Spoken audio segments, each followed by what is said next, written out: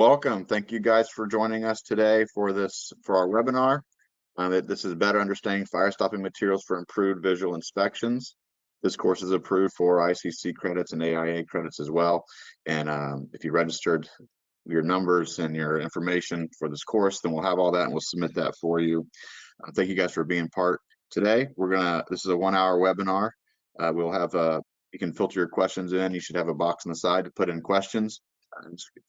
Go ahead and start putting those questions as they come up, and we may stop halfway through and ask some of those, and then we'll stop again at the end and ask some questions as well. Our presenter today is Brent Johnson with FireWise. Brent, thank you so much for joining us and being part and doing this for us. We're glad you're here today. So I don't want to take too much of Brent's time. I'm gonna let Brent introduce himself, then get right into the webinar. Brent, I'll turn it over to you. All right, yep, thank you, Aaron. Thank you for putting on today's class, and the International Firestop Council for hosting. A few housekeeping items before we get going. We do have only about an hour here, so a lot of content to cover in an hour. As Aaron said, there is a chat box to ask some questions. We're going to do our best to answer your questions here today, but probably not going to be able to get to all of them. So if you do want to stay after the hour, I will do my best to answer those questions if we do run out of time. And then overall, just want a few more housekeeping items. That today's overview, you may have been to other Firestop trainings before, maybe other international Firestop training classes before. Our goal today is to somewhat keep a higher level view, but also get into the weeds slightly on understanding how different fire stopping products work, how they're recommended to be installed, and what paperwork and items go with it. So what we want to make sure we outline in today's class is we're not going to cover how to do an actual inspection per the ASTM standards that are available to us. We're not going to get into the codes or standards, and we're not going to also get into, reading the inspection documents and what those may be. The goal of today's class is to better understand, hey, we've all seen fire caulk before, but let's go into a little bit deeper review of each of these product categories that we might see, or maybe we've never seen out there. What are the advantages? And I don't want to say disadvantages, but challenges sometimes certain products take. A good example is cure time of fire stopping. How long does it take? When should I inspect it? When can I paint it?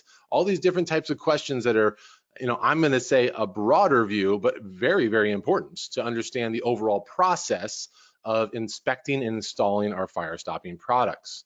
Additionally, we want to cover, I'm a visual person, so we have some photos. Since the webinar format here, we can't ask a lot of quick questions. I'm going to try to walk through photos of field examples of what the materials might look like and how they look installed or should not look installed. And if we have a chance, sometimes some overlooked items to say, hey, visually that looks great, but did you know the important part is hidden behind that element? And it's this material here, and here's the characteristics of it. So overall, I hope you understand we have a lot to get through. Fire stopping, obviously there's the products that we see more commonly used like caulks, putties, and sprays. But for those of you who are not in the industry every day, there is a large amount of products that continue to evolve. New materials come out monthly, testing changes, and code changes and test standards with that. So I want to make sure we're up to date on some of the later trends or newer products that we're seeing out there. So I will stop there as far as an overview goes and remind everybody that we have only an hour today. There is a lot of ground to cover, but the International Firestop Council and the Firestop industry as a whole of all its members have hours upon hours of training available to you. So if you leave today's class and say, hey, that was very eye-opening, but I want to understand how to read UL listings better, or I want to understand the code better, please know that the International Firestop Council at firestop.org, probably how you found this webinar, has hours upon hours of content, training classes, and a YouTube channel as well that hopefully can help you out if you're looking for additional training on these topics. So moving forward, just want to back up really quickly and understand, why we're here today. Many of us are in the fire life safety industry, some experienced, some new. I don't know who's all on the call. I can only assume. We are guiding today's class as more of a visual, hey, we're reviewing materials, and that could hit a lot of people from a quality control and a general contractor to an installer to an inspector or an AHJ. But overall, look, why are we here? Fire stops in the code. Active and passive fire protection are two different types of fire protection we see in the industry. Active is usually the core one that many of us focus on a design or a building, like sprinklers and ducts and fire alarms, What's unique about those, many of us know, they're installed usually by a specific trade, have a specific designer, and a specific installer. So they've been around many times. They help us largely in a fire, but they're not the same as passive fire protection products where fire stopping falls into it. So items of passive fire protection don't actually activate or do something many times, some do, but don't activate during the fire like a sprinkler alarm lets us know. Some of those materials are installed per a listed system to maintain a rating at all times. So you see items like fire wrap and fireproofing materials.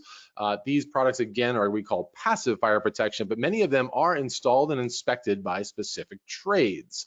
So again, all have specific lanes and focus and have been around many years. Fire stopping falls into the passive fire protection bucket. And in about 2012, the IBC implemented special inspection of fire stopping. But as of today, the industry still doesn't have a code requirement on installer qualifications. So even though these other elements we're showing you of fire protection may have specific installers or designers or inspectors, fire stopping now has inspectors on certain projects, but installers and design is still an open avenue. Any one of us, technically on most projects per code in the United States, can install Firestop per the requirements shown in Chapter 7. So what we're trying to say is often we get a mixed bag of what's going on out there on the design, installation, and inspection and maintenance of Firestop. So we want to make sure, today's class is only a small stepping stone, let's call it, of trying to continue to improve the industry's knowledge on this very important and crucial step of fire protection and a piece of that big puzzle. But it's one that doesn't have all the same focus or attention potentially as some of the other fire protection elements. So we're going to cover a lot of products. Why are we throwing these items out there right now? Well, the industry continues to evolve. It's been around for decades. But often we see design and installation and manufacturers, kind of a big mixed bag. We can be on a project and have 9 different companies installing Firestop, let's say, and all 9 could use a different fire stopping manufacturer. So that could be a little bit more challenging than fireproofing on a structure that's one product, one manufacturer. So we're trying to, again, to continue to raise awareness and do a little bit better job of understanding what Firestop is and why it's more than just red caulk and it's UL rated in these basic terms. So to finish the overview of fire stopping, I want to make sure we understand that fire stopping itself, these products we're talking about today, do not hold a rating. The product itself is not 4-hour rated. You might see it on the tube of fire caulk, but that doesn't mean it itself all the time 100% is going to have a 4-hour fire rating. So the focus is the barrier the material is installed in, the wall or floor, has its own rating. Firestop is a process of restoring the hourly rating back to that barrier. So Firestop itself, no matter how much you put on the wall or floor, cannot rate that barrier. It can only help restore a hole, let's say a penetration or a joint of a certain size and type per the listed system, back to its original rating of that barrier. So what I try to focus on here as we move on to actual products is don't forget about understanding what the barrier is, how it's built, how was it tested, what's its rating, before we even start talking about Firestop product selection. There are hundreds upon hundreds, if not thousands, of different designs that goes into that barrier and how it's rating. And Firestop cannot always work in all of those barriers. So just something we see as a growing trend. We see new types of construction and we see new types of assemblies and barriers. Doesn't mean walls and floors, doesn't mean there's a Firestop solution for everything. So products do not hold the rating. They have a listed system. They have a whole testing process and evaluation and certification process of the products. So they can't be used as a one size fits all. So what types of products are we going to talk about today? Well, this is probably the most common that we see on the screen. We got some fire caulk, maybe we see some fire spray up there at the top, maybe labels, things like that we see on a typical rated wall or floor. These are called through penetrations we'll focus on right now. A through penetration is something that goes fully through both sides or all of the wall or floor. So we have products that will work there. We have products that are called used in membrane penetrations. That's going to be something that's only going through one side of a rated wall or floor. So outlet boxes is a common application for light switches, things like that we see in buildings. Sometimes we have electrical or MEP penetrations that run up through the floor inside of the cavity of the wall and poke out one side. We also have dynamic and static fire resistant joints. So this could be any orientation of two different rated assemblies coming together. So we'll head a wall we see on the right where a wall meets a wall meets a wall, a wall meets a floor meets a floor. A lot of different ways two rated assemblies can come together. Static meaning they are not tested for movement. Dynamic meaning they are tested for movement. So not all products work in all joints because all buildings move differently. So something to remember is when we're looking at these materials, remember, they don't move freely 100% for all kinds of seismic and wind load and all different types of movement. Taking a second to back up and understand which products might meet your structural engineer's requirements is a good first step before we even start talking about other options out there. Perimeter fire containment is where the last segment we're going to talk about today, where materials are used from the rated floor assembly out to the non-rated exterior skin. So maybe some of the same products from fire resistant joints fall into this category. We put it in its own bucket because it's a different section of code and a different test standard. So you will see different products because they have to go through different testing. So overall, we just want to point out that these Firestop products, to even get on your plate as a potential option, have to go through a very, very rigorous process, lots of time, lots of stress, lots of evaluations to be fire tested per test standards in the IBC or building code of your local jurisdiction, then to be evaluated and put into a listed system and to be categorized or classified depending on what your laboratory or item where you went to test is utilizing.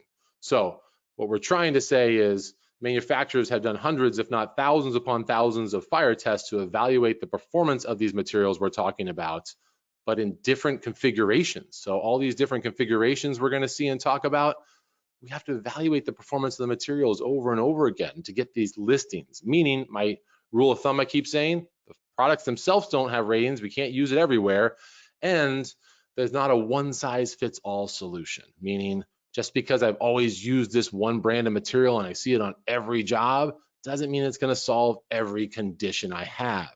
So we're trying to identify the proper approved listed systems or approved engineering judgments or whatever documentation your authority having jurisdiction is approved for these materials.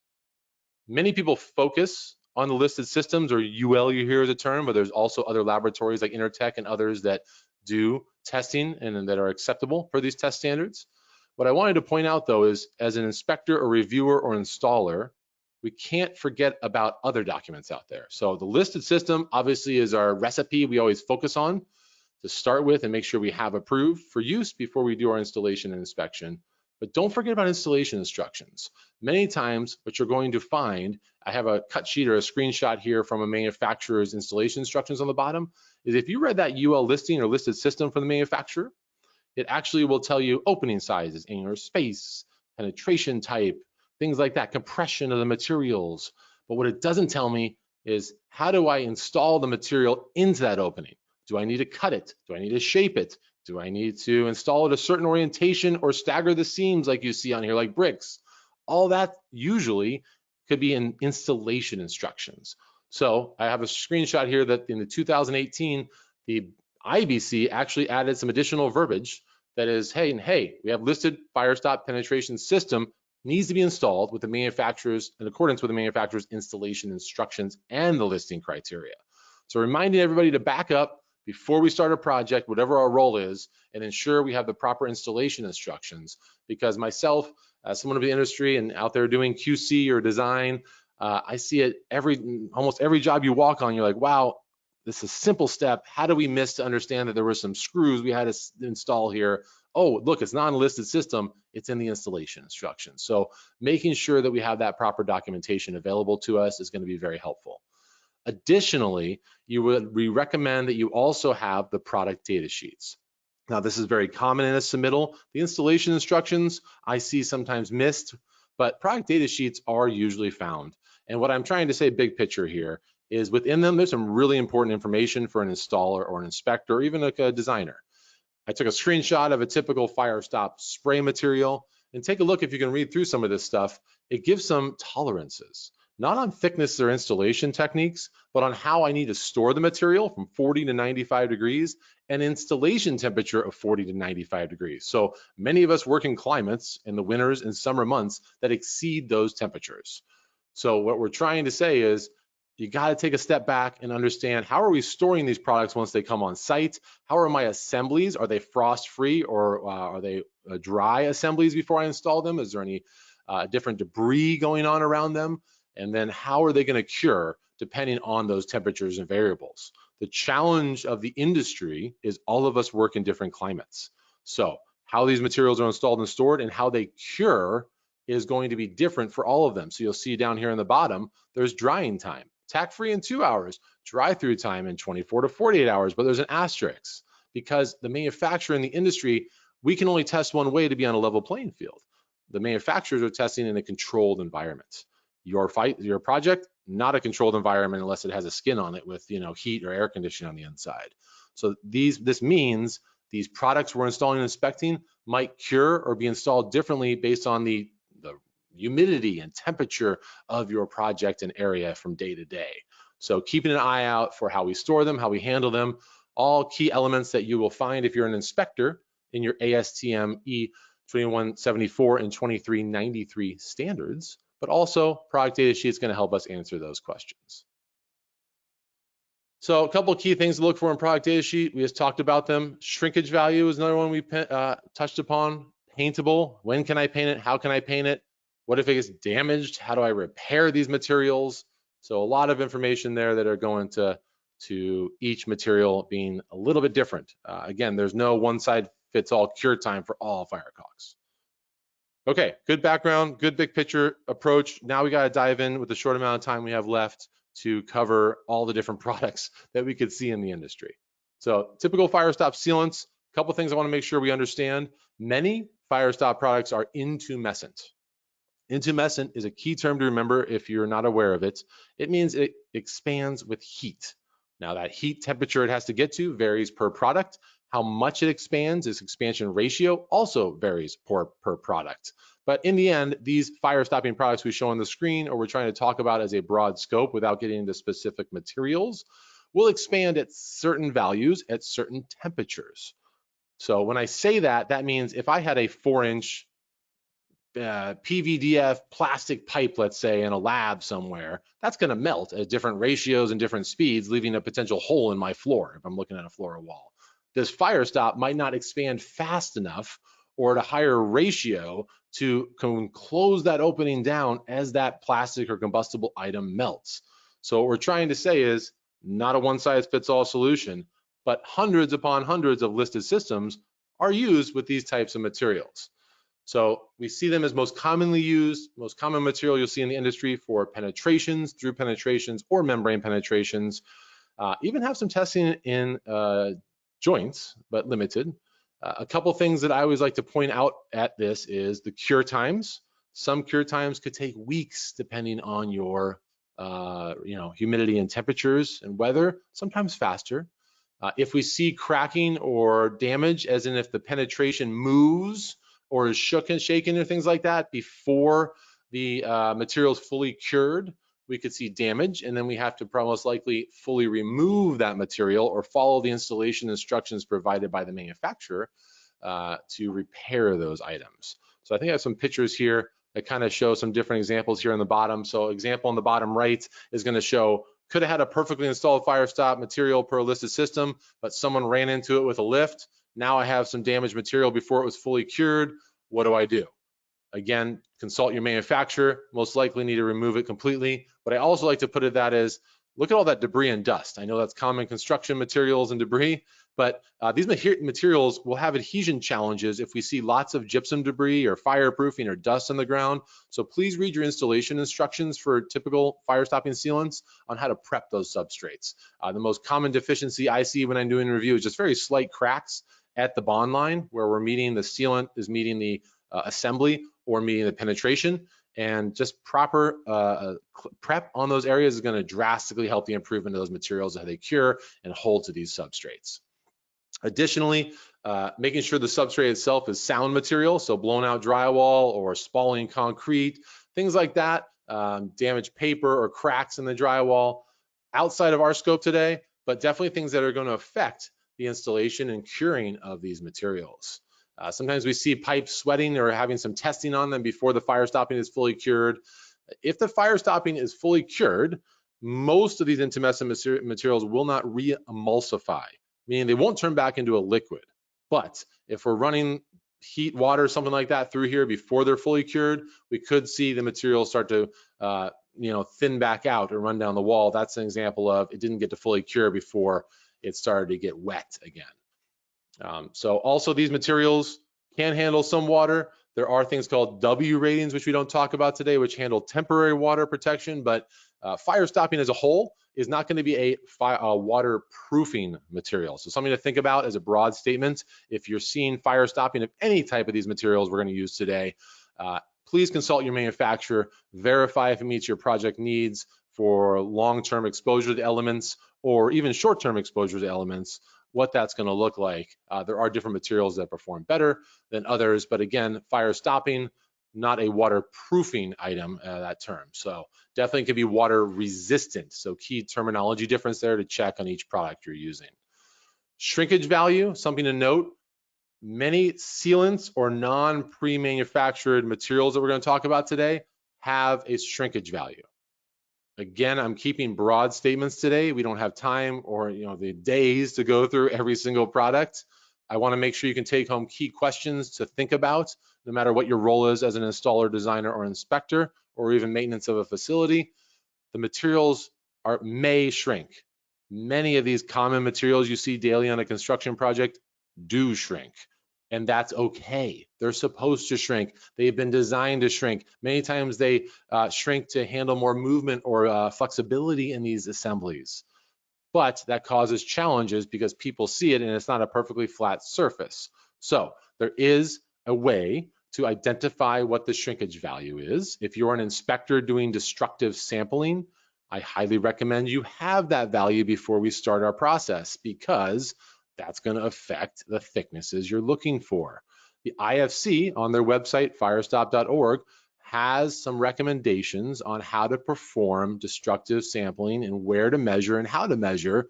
Also, UL has a guide called XHHW where you can find shrinkage values of certain manufacturers. So the short answer is, please check with your manufacturer to identify shrinkage values if you are performing destructive sampling, or if you have concerns about how the material is looking and curing and maybe changing shape as it's doing that.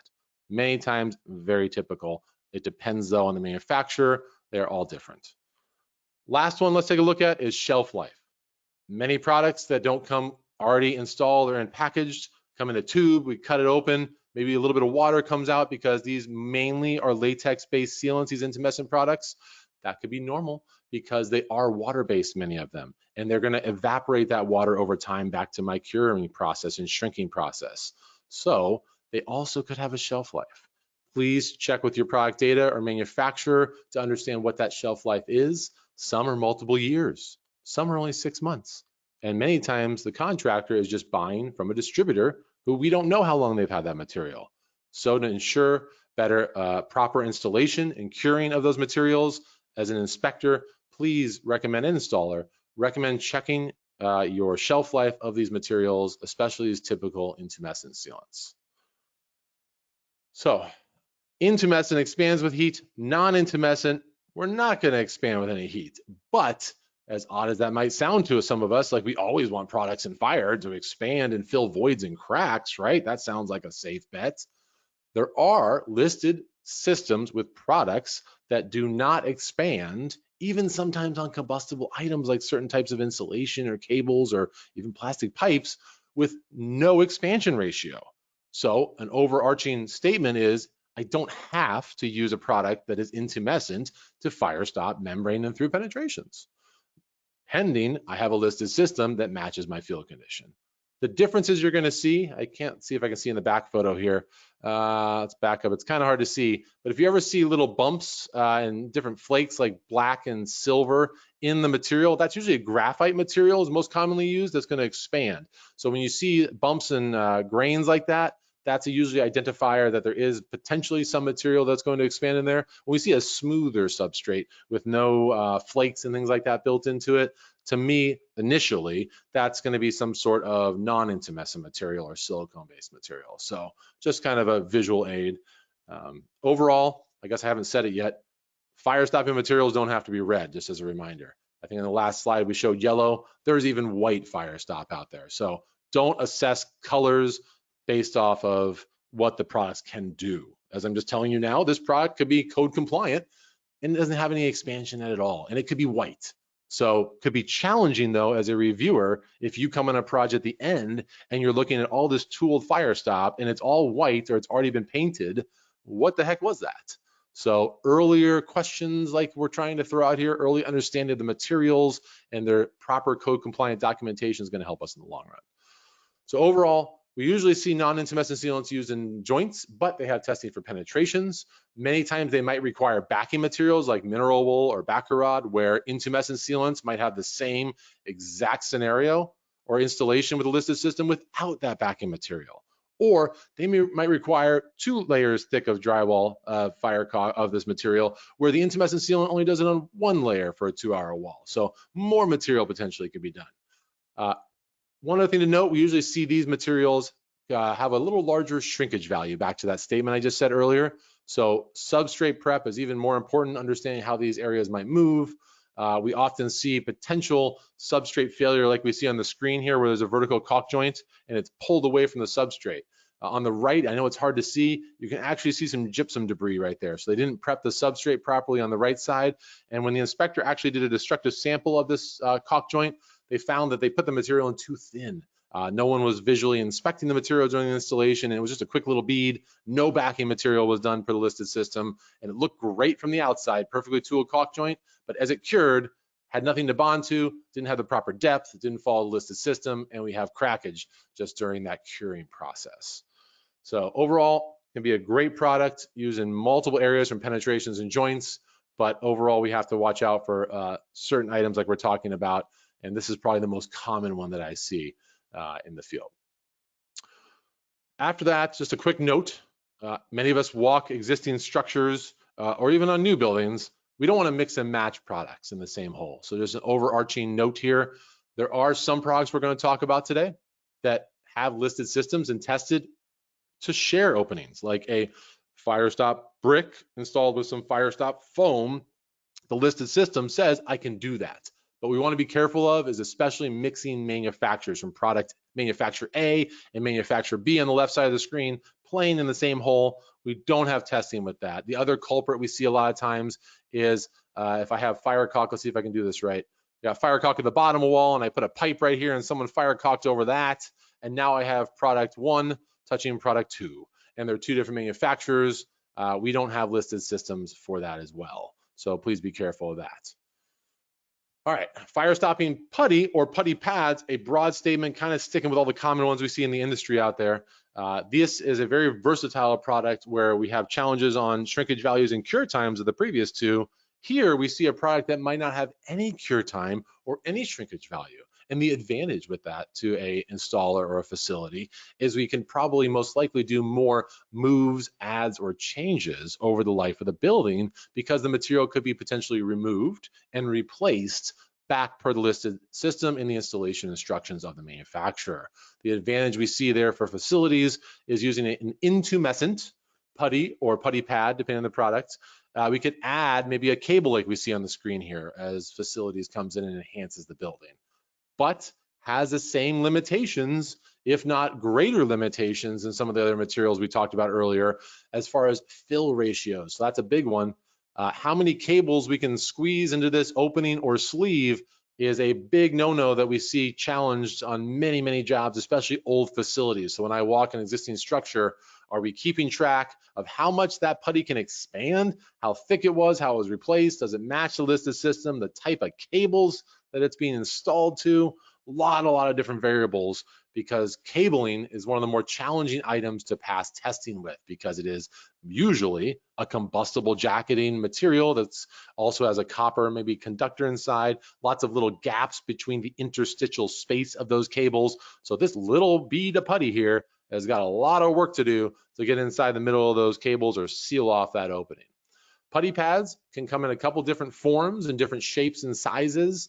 Some manufacturers pads are stickier than others is a generic term because of how they're manufactured and what they're made out of. So what I like to show on the picture on the right is just because I have a putty pad on the electrical box doesn't mean it's code compliant per listed system and installation instructions. Also, when I see something like this with 1, 2, 3, 4, maybe 5 different pieces of putty pad, I'm not saying that's not acceptable. There might be a listed system that allows multiple pieces of putty pads, but to me, that's going to catch my eye, even if the pad's not falling off the bottom here. That's a bigger issue. Is why is the contractor using 5 pieces and not using 1 or 2? Are we thinking through the design? Are we understanding how the material works? Or do we have the appropriate documentation to make it code compliant? So putty pads as an industry, I see it unfortunately installed often incorrectly because of items broader scope here, like the box depth or size, or these mud rings or other elements that are connecting to it. The putty pad is tested for very specific installations. So please read your listed system and installation instructions on that. The idea is it can adhere to the back of the box. I can just stick it on with my thumbs potentially and it adheres and I'm good to go. Just like the putty, I'm working it into the opening. So the intumescent material can then take over. But please watch out that it's not a one-size-fits-all material for any of these products again. Here's a great example that might contradict what I just said. I have product 1 and I have product 2 around the outside of a sleeve. Please note this overall installation here of 1 and 2, and I'll put 3 on the sleeve and 4 on the cables. This is all one listed system. But as a reviewer, you might be asked, or your inspection company, let's say, or a contractor, you're contracted to or inspecting only the outside because that was done on day 1 of the project. But then the inside and the cables were pulled by a different contractor, and the other contractor is doing low voltage, not electrical, and now you're coming in with a whole different team doing the inside of the sleeve. These 2 items is one listed system, one inspection document, one process. So again, it's a common one that I see misunderstood in the project where we do allow multiple products, intumescent putty, intumescent sealant, but overall, I have one inspection document. We got to understand ahead of the project who's going to take this from A to Z is kind of our note here. So please also verify how the sleeve is supported. A lot of things that we can go into other training classes that we see commonly misunderstood there. So what to watch out for, adhesion of these products. A lot of times the putty I see kind of wrapped on the outside of the sleeve and up onto the cable with a gigantic, mound of putty. This is intumescent material. I am focused per the listed system, depending on what your documents say, of material into the opening. So it could be quite challenging to recess this putty into that sleeve, flush with the face of the sleeve, whatever the listed system installation instructions say, a certain thickness. So if I have a very small annular space, which is the gap from the cable or the inside of the sleeve, outside diameter of penetration, inside diameter of opening, that can be a challenging product to install. So even though the listed system allows it, can I install it? So those are things that I look for as a reviewer is, hey, product's code compliant, got approved documentation, but how are we installing those tight annular spaces? Did you really get 1 inch of putty and mineral wool into that area? So those are things that I might check if I'm randomly auditing as an AHJ. We talked about adhesion failure. How much do I have to overlap onto surrounding substrates with these materials? All those could be found in installation instructions or listed system. We're not going to get too far in the weeds of what the documentation says today, but like I said, can we mix products? Are they the right materials? Were they inspected all by one? Also remember cables, combustible, usually need to be centered with the putty all the way around it. So often we see cables coming out the bottom of the sleeve here. Please read the fine print of your listing to verify that that is acceptable with these types of putties. But the big thing is usually don't have a potential shelf life, usually limited, and then cure time, basically 0 many times, and retrofittable. So big advantages with these materials to help us in the long run. Hey, Brent, the building's done. We forgot to do our putty pads, or I want to prefab something. Is there a product for that? Well, yes, there are multiple types of products that don't go on the outside of the box on electrical boxes, but might go on the inside to limit some of those problems I just showed you. So the industry came many years ago. If you haven't seen these before, there are things like box inserts that go on the inside of the box. If this is my faceplate right here that goes on for the light switch, let's say, or electrical outlet, and this is an intumescent guard that would be installed in the back of the box, prefabricated for maybe a 4x4, 411/16, different size box. May even allow, just like the putty pad, to be used on multiple gang boxes. So great idea that some people like to use. There's also what we call cover guards that might go right behind your faceplate. So something to remember with all of these products on outlet boxes, that faceplate is talked about in your listed system. So make sure you check that as well. Are we using a plastic or a metal faceplate? So with these types of products, what I like to start is our first one we're seeing today that might be a factory metered dose of material, meaning I buy it from the manufacturer, it's been tested, it's listed, and I just take it, I install it, I move on. Sounds simple, and I want to make sure it's still promoted that way because it can be really simple. But I keep saying the same thing, doesn't mean it works in every type of assembly and every type of box. Please read your documentation. These items will expand many times their size and fill the inside of the box. So it'll start to expand outward. If my box is a double gang box and it's 3 or 4 inches deep, is that pad tested to expand 4 inches, or is it tested to do 2 inches per a standard box? So something to think about. Some of these come with slices or holes in them that allow us to have your grounding screw in there or wire coming through it. I can't see it because I have something over it, but I always want to point out, I think there's a big hole right there in my picture. You got to remember to read the installation instructions on how to cut that hole or how to get our wires around this product is kind of the note that you're probably not cutting a 1-inch hole, throwing away intumescent material that was prefabricated and then leaving it there in the box. So please make sure that we understand how to cut our cables. The fill ratio of the box with your cables coming into it also could be evaluated for your electrical code requirements. So remember, this is taking up some of your size of the box. There is usually an adhesive pad on it so that we would adhere it to the back inside of the box. With most box inserts, I've seen that have adhesion failure where over time it's trucked to a job site and it falls out. Please read your installation instructions and product data sheets. You might find that if you lose adhesion failure, you need to replace the box insert completely and not just push it back in. Also, remember, the outside of the box might have allowances and tolerances on how I cut the drywall. So different installers and different inspectors come into play here as well, and different codes, electrical code and the chapter 7 for fire stopping could come into play together to make sure we're all playing together. So box inserts and cover guards, nice factory meter dose of material that streamlines certain installations inspections, but the message is not a one-size-fits-all product that we keep saying.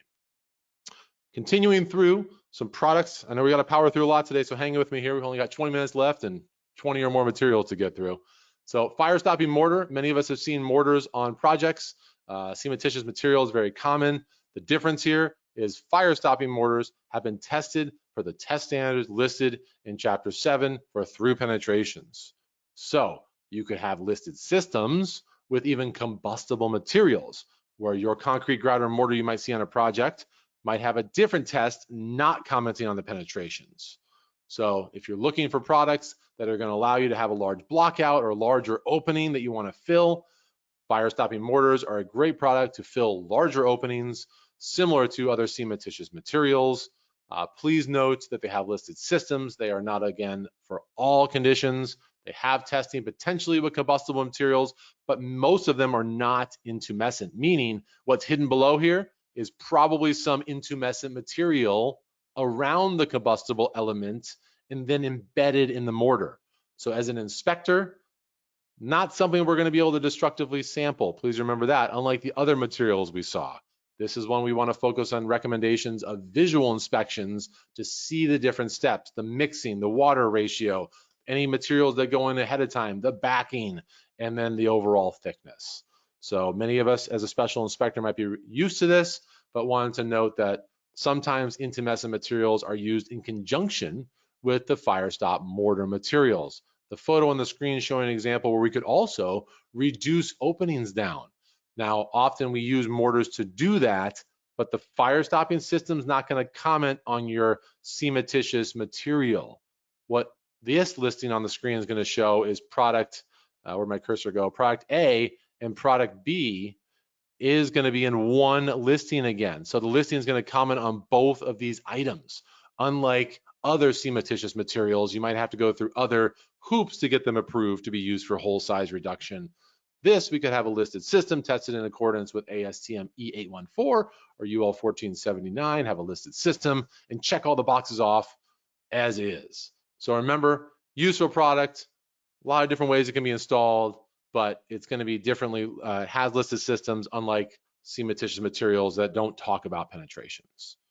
A rarer material that we might see in the industry, many of us haven't maybe seen before for large openings or small, are what's called intumescent composite sheet or boards. So on the screen in the photo, it might look like a piece of sheet metal with some red caulk all over the place, but it's actually a piece of sheet metal with intumescent materials facing into the wall assembly in this case that expand at high ratios to fill that void.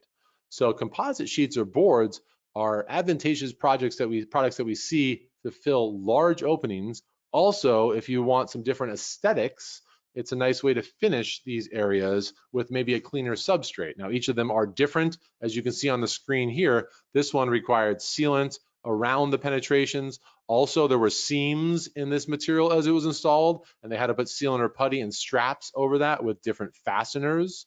The big thing we point out with composite sheet materials is it's kind of the first one we're going to bring it up. I don't ever like to say 100%, but see these fasteners here, this product expands so much, it needs framing behind it to attach to. Either a concrete substrate or metal stud or wood stud framing is going to be called out in the listing, where I can't just put this with a sheetrock screw and call it a day, because what happens in the fire, there's so much expansion, it's going to pop off the wall potentially. So how it's attached and how the wall or floor assembly was prepped before this product got in there is probably the most crucial step not to overlook with this. That's the one that I see often is the framer. Not my job. You told me to leave a big hole. You didn't tell me how to frame it a certain distance from the penetrations and give you access to install these items. The photo on the screen is a unique installation. As a reminder, many of the photos in today's presentations might not be a listed system. They might be an untested condition, which is for a separate discussion. So if that's catching your eye as well, please note, not all penetration or listed system, not all photos on today's presentation are going to be exact per listed system. And that's part of our job and challenge, right, as the industry, is making sure we can hopefully find that. That's why we're talking about so many different products, because you might have a putty, a sealant, and a pillow, let's say, or a mortar on your job site already approved, but the composite sheet had a listed system and the other ones don't. That's where we have to, again, remind everybody, the industry, we always want to use a listed system. So we might need to look at alternative products that have a more unique use in some of your applications to reduce untested conditions. So that's why it's also good if you haven't seen some of these materials, it's another way to go back and say, hey, I remember, Internet IFC said there were some composite sheets that was good for really large openings. Maybe there's a listing out for that before we jump into the world of untested conditions. Or maybe we can move our penetrations around to follow listed systems, again, for a separate day. Overall, though, many listed systems for multiple types of penetrations and multiple configurations of walls and floors. What I'd like to show here of what to watch out for, the composite sheet is, sheet metal of different gauges, 18, 20 gauge, different variations for materials. Some of them are as thin as about 1/8 of an inch thick. Some of them are a little bit thicker or board-like you have to cut. So how you cut the material and install it is probably the biggest variable. And these are intumescent. So I couldn't take a saw and just throw it down there, because if that saw got so hot, it's gonna potentially start to intumesce these materials, or it starts to have expansion. So I might have to cut these with tin snips or different types of tools. And if my tape measure shows here, if the listed system said I had to be 1/4 inch or 1/2 of an inch, that might be pretty hard here around a bus duct, where I had to shape that metal around the contour of the busway, or the cable tray, down to that. And I'm showing a deficiency here because it shows a 1-inch annular space from the composite sheet to the cable tray, and the listed system said, I believe at this time, was a 1/2 inch. So even though it could look pretty and we think the product does a great job and expands a bunch, doesn't mean it matches the installation instructions and the approved inspection documents. Also, you saw there was putty or sealant going into these spaces. Please remember, we need to make sure it's the right material from the same manufacturer, all one installation. And the big one, the fasteners, how they're fastened, the spacing of the fasteners, the washers that might have to be used with the screws or fasteners. So things that a Firestop contractor or maybe a Firestop inspector, we don't always get into the framing and fastening and building of the assemblies, but that's a crucial element to use with these products. Intumescent pillows and bags, definitely want to throw out. I'm going to start moving a little bit faster here, looking at the clock.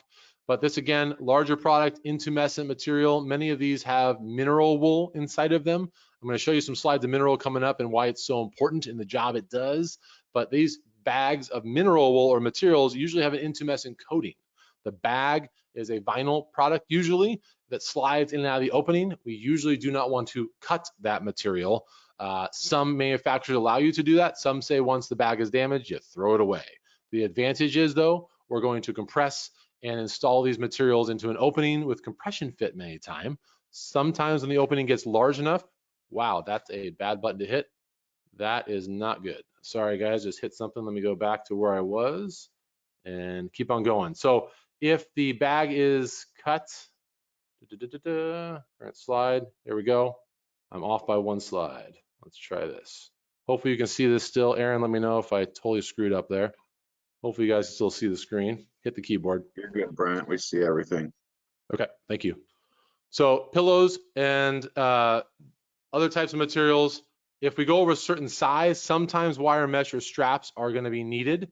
If not, they might be compression fit only. So installation instructions to understand the orientation, and also, let's see if I can find my cursor again, how they're installed. This good example right here, these cables might need to be in the middle of these the products because they need to swell around that.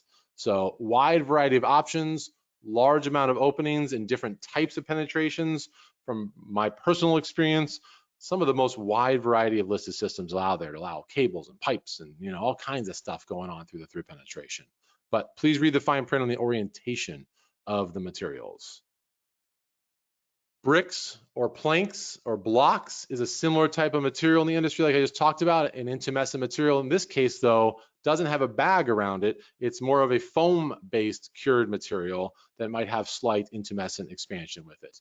The advantages here are it might be a cleaner appearance. It might be able to be installed without sticking out of the wall both sides like we saw in the other photos of the pillows. And it might be able to go in at a larger, potential different types of openings without wire mesh sometimes because of how these products are used. So reading the fine print is going to definitely help you. These products many times can be cut and shaped. And if you read the installation instructions, they actually might be required to be cut or shaped around the pipe. So most of these products, just like the pillows we just saw, are also going to require potentially some sealant or putty or foam to infill. So the challenge that I've seen with these materials, as the photo shows, if you're not a qualified or experienced installer of some of these materials, is what we see right here. How the heck do we get these rectangular shaped materials around all these round pipes? Well, if you read the installation instructions, we might have to build a trough or a opening in the material before we install it around the round penetration. So that's step A per the installation instructions. And then step B is sometimes it's tight and sticky and hard to get in these tight spaces. So the last few material, from my experience, is the area you might want to focus on. How do we infill that last few little areas there? So something to think about. That product can look very clean when properly installed. Lots of listings for unique conditions, but the overall installation and process per the installation instructions is going to be your biggest challenge we've seen. Then plugs or muffins, similar type of product per the brick or plank we just showed, where it's a foam type intumescent material that could plug the end of sleeves or raceways. The idea with this again is a nice factory meter dose of material like we just saw, and it can be used in different orientations of walls or floors. So it does have the same challenges though of putty and sealants, where it's going to have fill ratios and listed systems that define how much cables can be installed in them. If I jump ahead to the next slide, that's going to show my picture a little bit better, is how we install these with the orientation around the cables. Then also, so you can see here, we still have a fill ratio and a type of cable that's going to be found in the listed system, and then also the orientation. We always are looking for the combustible material to be centered, and the intumescent material around the outside has the same challenges of part 1 and part 2. This is all going to be one installation, inspection, and listed system or approved document. So making sure we're not mixing and matching materials, checking the fill ratios, ensuring the material is flush or installed properly. That's a good picture there, even though it's not a listed system, of the muffin or plug recessed into the opening. How we slice it around the cables is also going to be something that we need to look at. Can we drill a big hole out of it? Can we slice it? What's the proper installation instructions there? Intumescent collars or wrap strips. We haven't touched upon it much, but we hinted about it earlier. Each of these products has a different expansion ratio when they get hot at different temperatures. So most products aren't going to expand enough to handle large 4-inch, 6-inch, 8-inch holes as a combustible item melts. So what we're going to have to do here is look for different products that might expand 30 to 60 times their size, or have additional elements like a metal restraining collar to help them really push towards that penetrant in the event of a fire to close it off as it melts out. So there are lots of different products in this category. What we're trying to point out is they are very proprietary to a few things. One being the penetration type. So the type of plastic, if it's open or closed, the wall thickness, and its overall size. Step A. The barrier or wall or floor it's going through and its rating. Step B. And then a crucial step that's often overlooked is the annular space. These products many times need very small openings, where some of the products I mentioned earlier, we might want larger 1/2 inch annular space. This one might require 1/8 of an inch or 1/4 inch max annular space because of how these materials work. So what I look for is verifying we have products that have been tested to the right types of penetrations, as with all of these products. The annular space has been thought through and verified. And then also any sealants or putties maybe need to be used here. So behind these penetrations or collars or wrap strips, you might have needed sealant first. With the wrap strip tuck in, we usually have to have a sealant used with it to help hold it in place. So for inspection purposes, another great example of where we want to get in early before we start fire stopping these products to see all steps, because once it's installed, most of these products require unique fasteners and attachments. So we're seeing molly or toggle bolts used in gypsum walls, washers and fasteners, powder X-ray fasteners, maybe in concrete assemblies. So all of these components come into play. This is a great example of a product category that has hundreds of product part numbers potentially and types among the industry. So it can be challenging to understand, find the right one, find the right system, and inspect and install it properly. So maybe a message is here, the more combustible the item we see, that it might melt out, how thick the insulation is, how big the cable bundle is, the type of plastic, the more unique your installation instructions and listed systems of these products we're talking about may be. So typical cast iron pipe, not saying that's simple slam dunk to always fire stop properly, but you're going to have potentially more steps in your recipe for these more combustible items. And many of us maybe haven't seen these types of products before. It might be new to us, might be challenging to install. So a lot of different steps that go into them. For those of us who work in metal deck, like Q-deck, fluted metal deck, there could be multiple steps of inspection. If I have an example of a section view here, where we have to put in metal plates across the flutes. I have to put mineral wool in different areas. I have to fire stop in different areas. And then I put my collar on the underside of the floor. It could be 4, 5, 6, 7 different steps. So more than just a bead of firecock. Couple finishing products here today to finish out through penetration and membrane penetrations.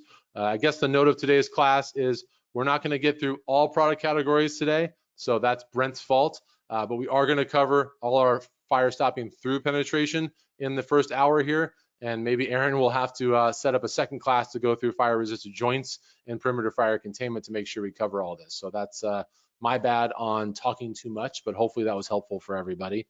Finishing the last few minutes here, fire stopping foam. There are multiple foams in the market out there that we see, some draft stop, some fire block materials, things like that, just temporary water protection that we see. The message is foams, many of them are not fire stopping materials, as in they weren't tested to ASTM E814 or UL 1479. per the test standards in Chapter 714 of the IBC. Those foams might be tested for different items. So there are fire stopping foams for through penetrations and membrane penetrations, but they're rarer. The idea with the foam is many of them are two parts. They'll come out in a specific way, they'll mix together, and over time, they will expand, as you see on the right side of the screen, from a more liquid base to a larger volume. Each manufacturer's products are going to have different fill ratios, or sorry, expansion ratios at different times. The lesson learned I've had here is it's great to see use in large openings. The majority of these, just like the pillows, bricks, and composite sheets, is again, we most likely need a framed opening in gypsum assemblies or a concrete floor, like a solid surface, right, for these materials to compress off of, not just fall into a stud cavity. Not always, but the majority of the way we do see that. They are available for use in some unique configurations, but maybe not every single one that you're looking for. So taking a look at what types of penetrations and angular spaces they're allowed for. The other one that I've seen is awesome product to fill tight spaces like you've seen here. I've seen someone just install foam and they go through a whole canister, go back down the ladder, grab another can of foam, go back up the ladder, and the foam's gone. Like, hey, where did it go? Well, it expanded, and as it expanded, they put too much in a given space, and it expanded the wrong way out the other side of the hole, right? So it takes a little bit of a learning curve, again, reading those installation instructions and understanding how thick to make it as it expands is something maybe to watch out for. The other item you will see is some of these foams will finish like you see on the screen here, even though it's not a Firestop foam, might need to be trimmed flush. So read those listed systems where maybe some of the excess material needs to be cut off. Maybe it's allowed to be cut off. Maybe some of the manufacturers even allow you to reuse some of the excess material in different ways.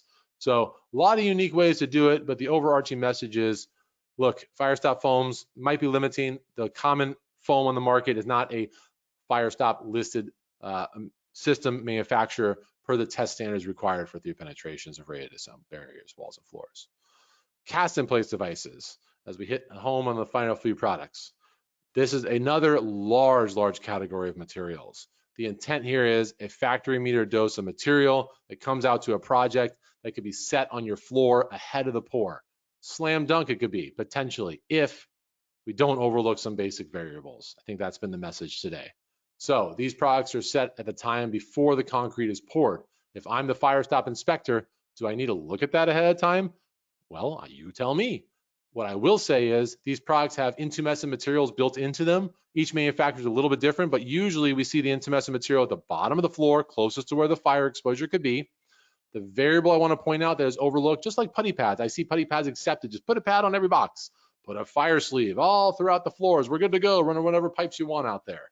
Well, unfortunately, the listed systems have many tolerances and variables to it, depending on what the ratings and penetrations and assemblies you're installing them are.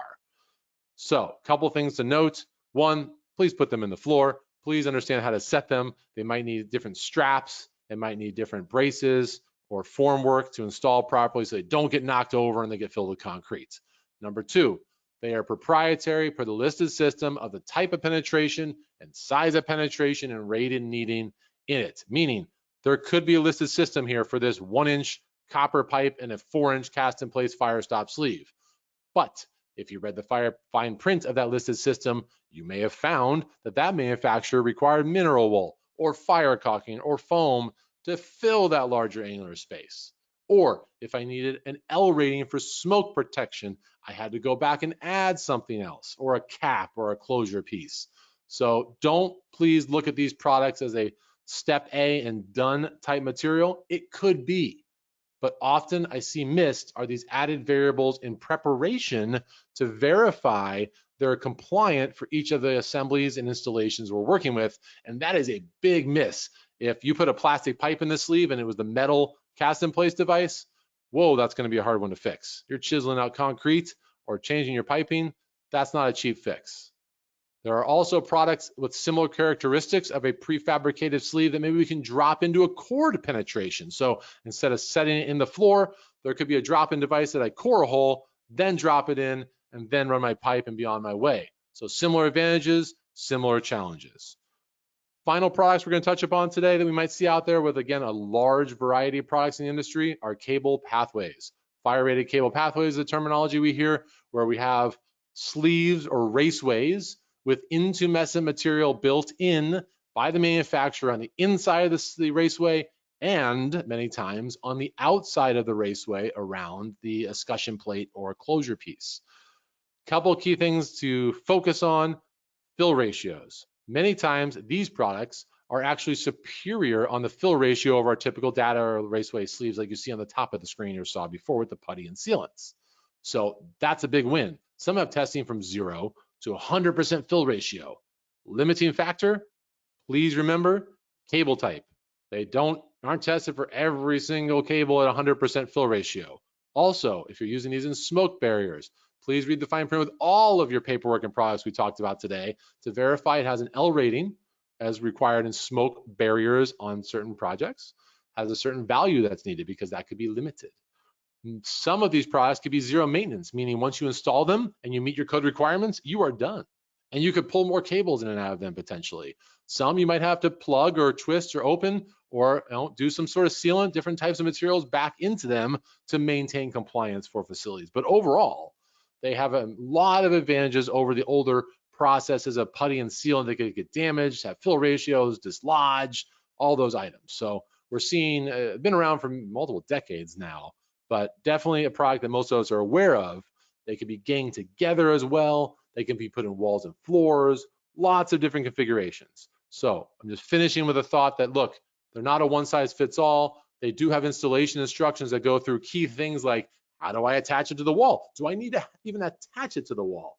How do I gang them together? Can I put caulk around them? Can I do it before the drywall even and do nothing? There's a lot of installation processes here that are allowed per listed system and installation instructions that aren't going to be easy to understand without reading that documentation. But in the end, highly intumescent material inside of the raceways does potentially have intumescent material, sealant or putty required on the outside of the raceways. Annular space tolerances and installation techniques, all still requirements. A few more products hanging with me here. I know we're running over. I appreciate everyone giving a couple extra minutes. Putty discs and grommets. There are smaller prefabricated manufactured products that we see out there that can be done in smaller cables and maybe less cable types. So this could be good for 1 or 2 cables potentially. Same variables we just talked about though, might be limiting factors on the types of cables, and then the opening size is going to be very unique. What I would say to watch out for there is sometimes the installation instructions have different techniques on how they're installed, and if they're ever damaged, we might need to replace them fully. But unique product out there that might help you on onesie twosies, let's call it, with listed systems. Finally, last few products. Cable sleeves, there are solutions. If we did have putty or sealant and we can't slide one of those fire rated cable pathways in, there are devices that might go over existing cables or in existing sleeves to give you higher fill ratios. So unique product, what to say to watch out for there. Again, repeat message, limiting on how they can be used and where they can be used. Same with cable collars. Again, advantages where we can get higher fill ratios by taking the old putty and sealant out around these cables and adding a higher intumescent material around it. Might help us in unique areas in walls and floors, similar limiting factors. I think the final product, just so everyone knows, more unique product you might see even prefabricated on boxes, med gas boxes, zone valve boxes, electrical panels, and even certain types of communication and security cables is endothermic mats or blankets. These types of materials are used in different ways where they actually can be manufactured and applied and cut onto actual boxes. So let's go to the next page, get a couple better pictures here, where they're actually maybe spray adhesive and adhered to the sides of the boxes or wrapped around elements themselves with multiple layers. So a wide variety of use for this endothermic mat product. Many times though, we see it pre-manufactured or installed in multiple layers. So the finished product looks great on the outside. We might need to use tie wires or straps to hold it in place with foil tape. There could be sealant at butt joints or penetrations. This is another great example as if the product is using this type of material to get in there early and understand that we have to look at this before or during the installation process, not focusing on just the outside, because some of the crucial elements right here you see, I know my drawing is getting messy, is how the layers overlap, how they butt, how they're sealed together. That's some of the most crucial elements. And if I come on the job and just see a nice foil on the outside here, how do I know what's going on the inside? Did you get enough layers? Did you properly butt joint the seams? Is there fire caulk in there? All these different steps go with these materials. So you might be asked of yourself to cover those items during your inspection. So 5 minutes over, we covered through penetration products today. A couple things to finish that I'm going to bounce to the end on is I want to make sure everyone's aware as I skip through these slides. The IFC, since Brent didn't do a good job, he's going to put his name out here and say we will do another class for all these other slides on fire resistive joint assemblies. If you are looking for further education, please note there already is some online. If you want better understanding of the products we talked about in more detail, the IFC and its members, manufacturer members, put together training courses online that you can do today where they're going to go into more detail of their products and show you hands-on, touch and feel visually what those products look like and how they're used, better than today's class that was a broader view. So if you want to see how those are used in closer detail, please take a look at this. You can scan the QR code or go to firestop.org to sign up. There's additional training there as well, as we talked about, outside of how to inspect, or you're an AHJ, you want a free training class, or your local jurisdiction, you want to recommend that to. There are free trainings that the IFC also offers to authority having jurisdictions. Even if that's not your role, you can recommend us to reach out to them, or you can refer them to info@firestop.org, and they will set up training courses of 2, 4, or 8 hours. It goes in very much more depth. There's also special inspector trainings on this website. So here's some good contact information for you if you're looking to further talk with the IFC and understand what they are offering for further education. And in the end, the IFC is made up of numerous manufacturers, consultants, inspectors, test laboratories, a lot of different people. The association is always looking for new members, new ways to talk and improve the industry. So please take a look at the website here if you are looking to further your education, but also maybe get more active and involved. Please take a look. New memberships are always welcome, trying to grow the industry and learn from the industry as well. So I'll finish there. I'm sorry I went over 7 minutes. Aaron, I don't know if there's any questions anybody had, or feel free to follow up. I'll stop there, and appreciate everybody's time with me talking for the hour. All right, yeah, thank you, Brent, and thank you guys all for hanging with us. We have a couple of questions I wanted to get asked and answered. This will be available on recording, so that will be good to have for that as well. So one of the questions was that, say a contractor, somebody's been using a listed system for fire stopping, but now they find out it's been pulled from the UL website. Is it still allowed to be used? That's a good question. Overarching broad politically correct statement, I guess, is standards that we fire test to as an industry change. So please note, sometimes the test standard changes, meaning you would have to be reevaluated or retested to get listed on the website of that laboratory or service that lists those listings, which is a process and takes time. And some manufacturers either decide not to do it, or decide it takes time and they haven't done it yet, or they have to add additional products to meet the new test standard requirements. So I just want to make sure everyone's aware that things change. Those changes usually are implemented, though, in the building code versions. So if you go in your building code, I got to remember exactly where it is. Maybe John V knows. It's not under definitions, but there is a standard section in your building code. So if I built my building under the 2018 IBC, I could go to the 2018 IBC. The building was done in 2022, let's say, and I could go to the standard section and look for the version of the test standard that was referenced and listed in that building code cycle and verify at the time if it was code compliant to that test standard. So to answer the question, that was a broad answer. Please check with your authority having jurisdiction, but my recommendation was you were most likely code compliant under the code cycle you build and permitted to. Things changed after that, and the listing was removed from the website, most likely, doesn't usually affect your building because it was built and approved in an older code cycle. So I hope that answers the question, that things are always changing, test standards are always changing. Doesn't mean I need to go back and rebuild my building, though. It was newer code cycles with newer test standard versions. Awesome, perfect, thank you. And just one more question was, can fire stopping be painted over? Another good question. The materials, please read your installation instructions and product data sheets that I was trying to say over and over again today. That's where you're going to find that answer, and that varies by each manufacturer and product category. The biggest answer is most standard latex-based or latex-based sealants and sprays that you see on the industry in the fire stopping world are paintable once fully cured. So what that cure time is, I tried to stress earlier that it could take days or weeks, not hours. So if we're in a hurry closing up a space, please be careful. What I see in the field when we paint too early is the paint cracks because the water is trying to evaporate out of the material, and the sealant most likely might have cracked as well behind that. So that's kind of a sign that we do see. But please take a section. And I had a friend text me, chapter 35 in the building code is where you're going to find applicable standards in the code cycle. I'm going to quote Robert. Thank you so much. Hopefully that's the right section. Back to that first question. Chapter 35 might have your standards and the version and year that that standard was done. So. Awesome. Well, thank you, Brent. That's all the questions. We have a lot of positive feedback already in the chat on this. So thank you guys so much for being here. Thank you, Brent, for doing this. We appreciate it. Be watching your emails over the next few weeks or months, and I'm sure we'll get Brent on here to cover the other things that we didn't get to today. But thank you all. Thank you, Brent, for presenting, and thank you all for joining us and being part. We appreciate it. All right. Thank you for your time. Yep. Have a great day.